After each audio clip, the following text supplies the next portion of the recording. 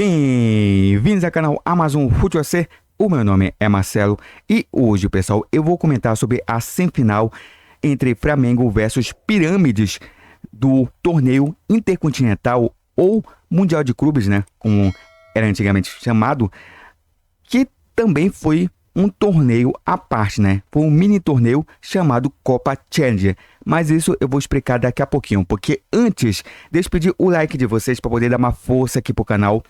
Caso você não seja inscrito, já se inscrevam aqui no nosso canal, pessoal. Muito obrigado a todo mundo que puder ajudar aqui o canal, deixando o like, se inscrevendo aqui no canal. E também, pessoal, não se esqueçam de acionar o sininho de notificação para você não perder nenhum conteúdo daqui do canal. Beleza, pessoal? Então é o seguinte, vamos lá. Antes da gente começar a falar sobre o jogo em si, deixa eu falar uma coisa. Muita gente está menosprezando esse torneio intercontinental.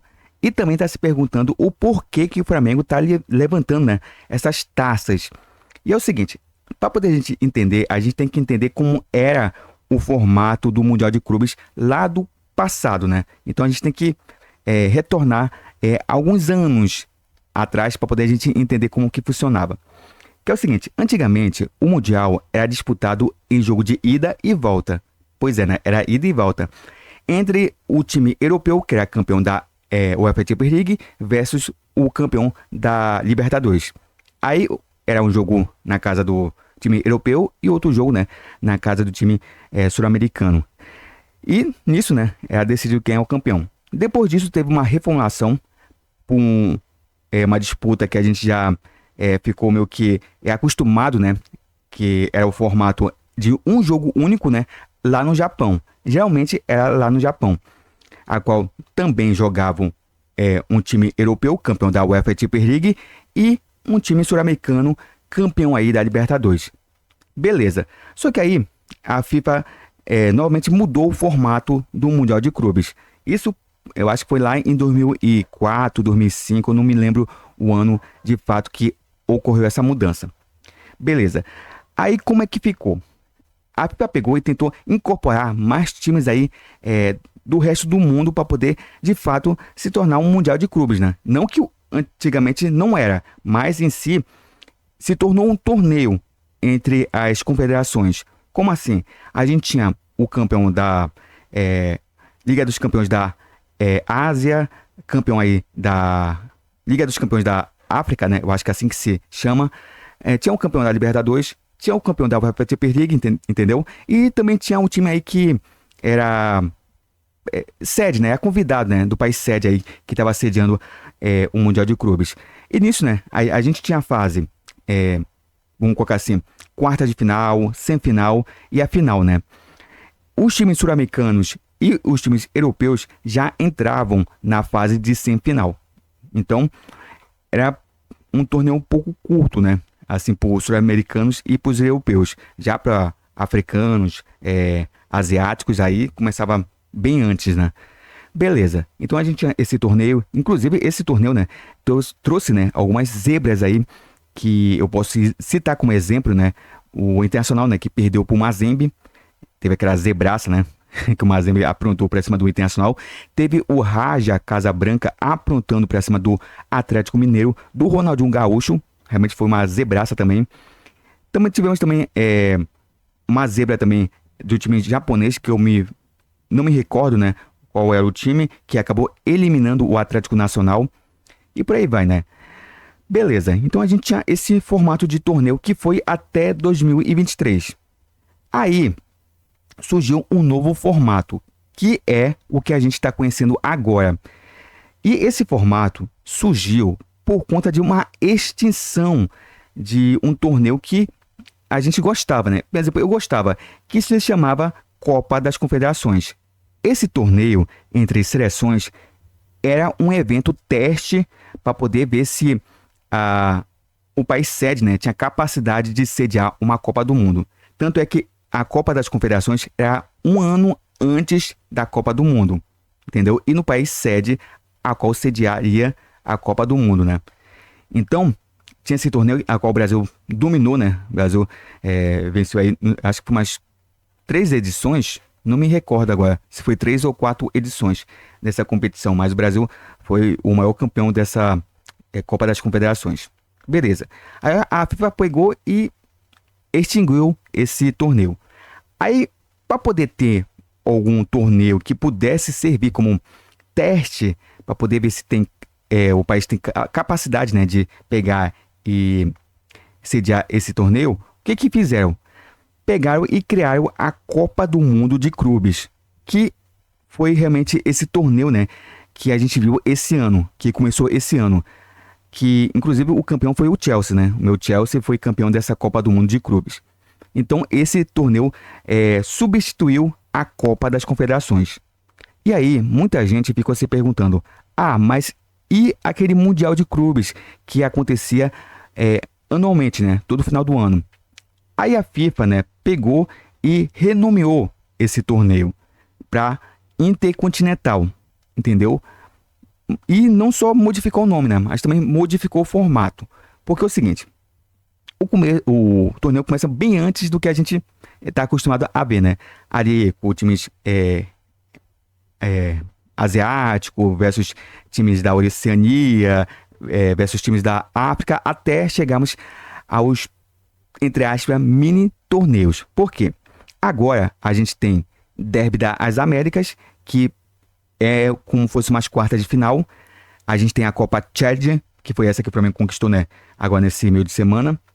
E a gente tem a Copa Intercontinental, que é um Mundial de Clubes que é disputado anualmente. Então, assim, cada fase agora vale um torneio. Só que, assim, isso daí não desqualifica realmente o que é a proposta para esses torneios. Por quê? Porque, por exemplo, o Derby das Américas, se a gente pegasse, tirasse aí do Mundial de Clubes, desse torneio intercontinental, e colocasse ele separado, todo mundo iria dar valor.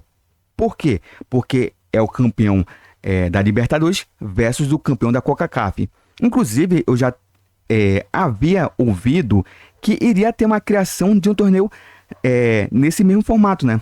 Assim, entre o campeão da CONCACAF e o campeão da Libertadores, para poder decidir quem seria o campeão da América. E a proposta é essa, né? Então, em si, é como se fosse uma final realmente de um torneio, entendeu? Entre campeão da CONCACAF e campeão da Libertadores. Então, vale taça, é uma final, beleza. O Flamengo ganhou do Cruz Azul, então foi o campeão do Derby das Américas, entendeu? Então, para mim, é válido a comemoração porque é um título internacional. E título esse que é reconhecido para a FIFA, o que tem um peso maior, né? Então, em si, não quer dizer que não vale nada, só é uma fase de quartas de final. Não, é um torneio à parte, entendeu? Que vale vaga lá para a Copa Challenger, que é a semifinal da Copa Intercontinental, né? Beleza, então cada fase vale uma taça. Então temos o Derby das Américas, que vale taça para poder decidir quem é o melhor time das Américas no ano, tá bom? E temos a Copa Challenger, que é o campeão do Derby das Américas versus aí o time que foi campeão, eu não lembro do torneio anterior a esse, né? Mas que teve uma fase anterior, né? Que no caso o Pirâmides derrotou a equipe do Awali e nisso foi ali para a Copa Challenger para poder enfrentar a equipe do Flamengo, né? Mas isso foi bem antes, né? Até antes do Flamengo ter viajado aí e ter sido campeão, né? Na Libertadores. Então, é isso que o pessoal tem que entender, né? É que cada fase agora é um torneio, entendeu? Então, um torneio à parte. Então, vale título, é válido, é reconhecido pela FIFA, beleza? Eu sei que é estranho realmente ver uma equipe comemorar, mas como eu falei, se pegasse e separasse da Copa Intercontinental, por exemplo, esse Derby das Américas tivesse sido disputado lá no meio do ano, por exemplo, aí ninguém reclamaria, de fato, porque o pessoal ia até gostar, né? Poxa, um novo torneio aí internacional, valendo uma taça, um reconhecimento aí internacional, seria muito bacana, né? Mas, infelizmente, né, tem gente que gosta de menosprezar, né? De diminuir o título, né, dos outros. E esse tipo de formato começou ano passado, né? Tanto é que o Botafogo perdeu aí pro Pachuca. Foi pro Pachuca, né? Que acabou eliminando, né, e sendo campeão do Derby das Américas. Então, se o Botafogo tivesse vencido, seria campeão ali das Américas. E tá classificado lá para a Copa Tchad. Então, esse formato não começou esse ano, como muita gente está falando, porque criaram agora esse ano. Não, foi desde o ano passado que teve essa criação. Beleza, então, aí agora o Flamengo vai disputar, né, a Copa Intercontinental para ver quem vai ser o campeão aí de fato do mundo. Assim, como eu falei, cara, não é porque mudou a nomenclatura que quer dizer que esse torneio não vale nada, vale muita coisa, porque é o campeão do mundo nessa temporada. Assim como tem ali a bola de ouro, né, o troféu de melhor jogador do mundo da temporada, a mesma coisa esse torneio intercontinental. Porque, assim, cara, não é porque muda a nomenclatura que quer dizer que, ponto, já desqualificou o torneio. Não, porque senão, cara, a gente não contaria os títulos da seleção brasileira. Por quê? O Brasil conquistou 3 Jules Rimet, que era o nome aí da taça da Copa do Mundo. Então, antigamente não era a Copa do Mundo, era Jules Rimet, né? Torneio Jules Rimet. E, cara, se fosse só pegar pela nomenclatura, o Brasil não teria 5 títulos mundiais. Só teria 2, porque foi os 2 que já foi no formato atual, né? Que a gente conhece. Então, os torneios se modificam, modifica a forma que é disputado, às vezes é substituído o nome, mas isso não quer dizer que diminui o peso do título. Não quer dizer que é um outro torneio, não. Continua contando. Se tem justamente a Copa do Mundo por conta disso, né? Porque, olha só, o Brasil, se tivesse realmente somente contado com os títulos aí que foi desse no formato, né, que a gente conhece, então o Brasil só teria 2 títulos. Esqueceria aquele tricampeonato que foi lá no passado, entendeu?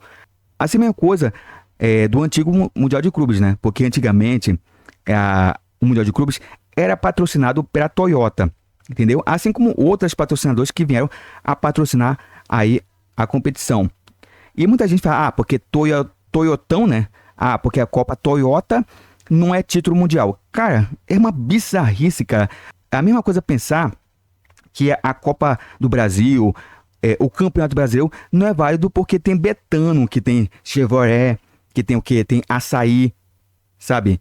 Porque são patrocinadoras aí das competições. Então, quando você patrocina algo, você quer que a sua empresa apareça em destaque ali, né? Então, muitas vezes, eles colocam o nome da competição da empresa, né? Na competição. Por exemplo, a gente já teve Campeonato Brasileiro Chevrolet, Campeonato Açaí, entendeu?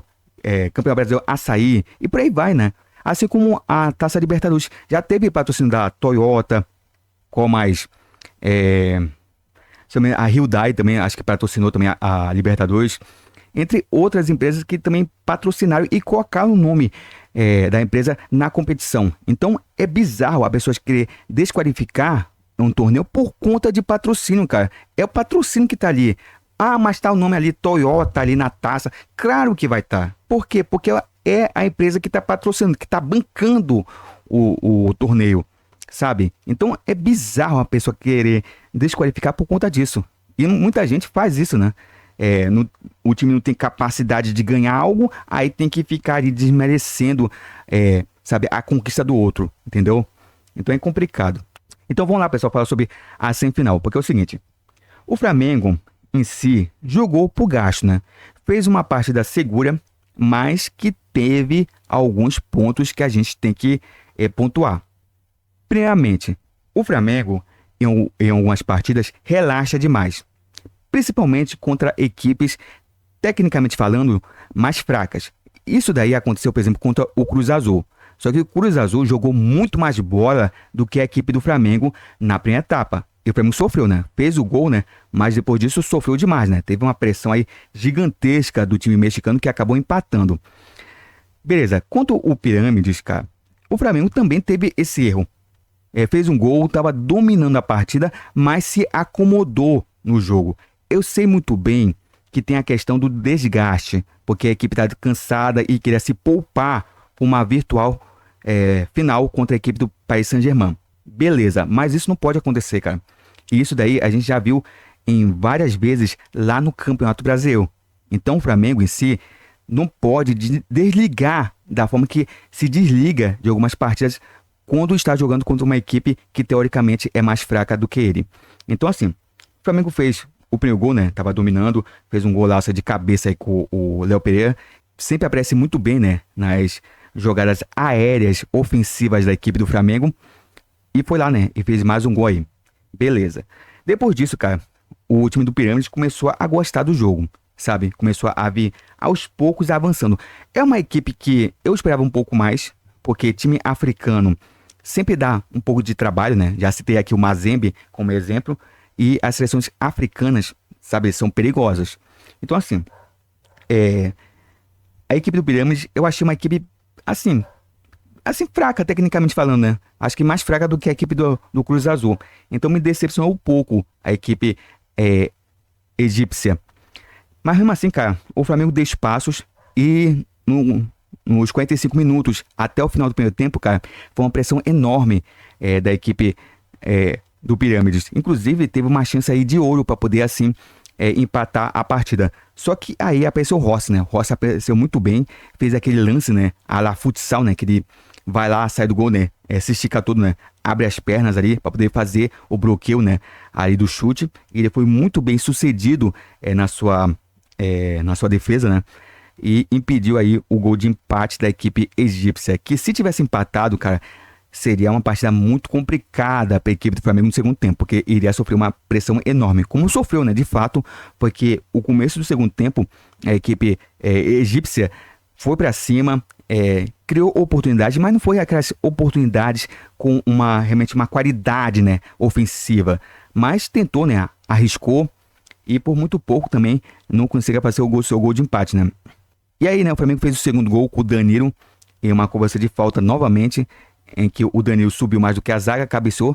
Teve sim uma falha de marcação do Pirâmides e também teve uma falha do goleiro que acabou aceitando a cabeçada.